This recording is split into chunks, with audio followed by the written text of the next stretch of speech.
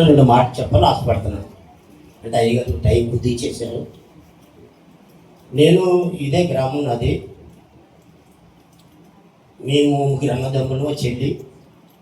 మా చిన్నతనంలో తండ్రి చనిపోయారు. అమ్మ ఒకటే పెంచింది.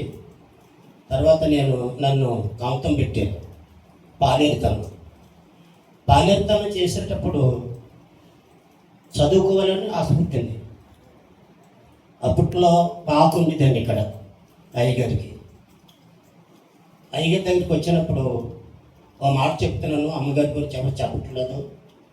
ఆవిడ కనలేదు కదండి మమ్మల్ని కన్న తల్లి, కడుపు చూసి అన్నం పెట్టే తల్లిని. అలాంటి తల్లిని ఇప్పటికి నేను ఎక్కడ చూడలేదండి. ఆ టైంలో ఇక్కడికి వచ్చినప్పుడు అమ్మగారు అన్నారు, ఏం బాబు అంటే నేను చెప్పానండి, ఏమో ఎందుకో నాకు చదువుకోవాలని ఉందంటే అయ్యగారు ఏమన్నారు తెలుసా, మరే చదువు పెద్దప్పుడే రా కూర్చోన్నారు. పుస్తకం తెమ్మన్నారు. పుస్తకం తెచ్చిన తర్వాత రాసి ఇచ్చేవారు. ఇవాళ రాసిస్తే మళ్ళీ అప్పగించే కుర్రోని కాదు కదా, గుర్తయిందండి. అలాగే అప్పగిస్తే నన్ను 3వ తరగతి చదివించారండి. ఇక్కడ 3వ తరగతి చదివించిన తర్వాత నాకు 73వ సంవత్సరం ఫిబ్రవరి 7వ తారీఖుని నాకు పెళ్లి చేశారు.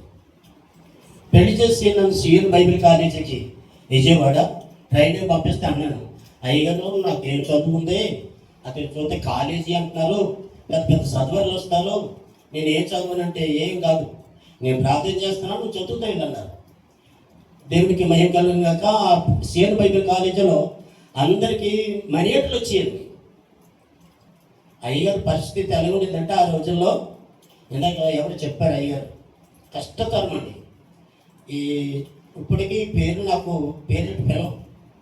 చంటి, చిన్న అంటే సమీర్, పెద్దబాబు బెనర్జీ గారు అలాగే పిలిచాము. ఈయన ముట్టు కడుక్కొని పోయేవాడు. అలా ఈయనకేమో నడ్డం వచ్చేది కాదు. పెద్ద తప్పుడు అడిగి వేసేవాడు. ఈ దొడ్లో కూర్చుంటే రావడం ఈయన కడుక్కోడు, ఇంకొంచెం నేర్చుకొని మొయ్యడమే.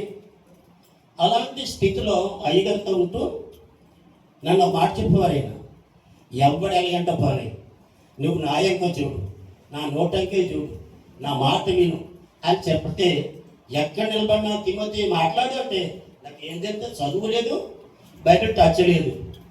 అప్పుడు ఆయన చెప్తే ఏ గుడ్డోడు గురించి చెప్పమని వారు, ఆ గుడ్డి సంగతి పూర్తి వెళ్దాం. ఇక లేచి గుడ్డోడు అని చెప్తే ఎందుకో అలాంటి వచ్చే ఆలోచన, మీరందరూ గుడ్డోళ్ళే, దేవుని చూడలేని గుడ్డోళ్ళు అని చెప్పేస్తున్నాడు. ఇంటికి వచ్చాక ఎవరు ఉన్నారు, తిమ్మతి చాలా బాగా మాట్లాడేవాళ్ళు అనేవారు. ఏం మాట్లాడాను నేను స్తోత్రం.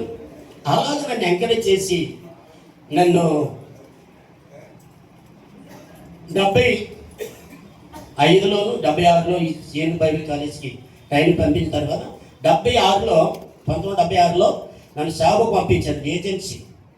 ఇప్పుడు మాది అల్లూరు జిల్లా. ఆ జిల్లాకు పంపించారు కొండలు. అక్కడికి వెళ్ళిన తర్వాత అయ్యగారు ఫస్ట్లో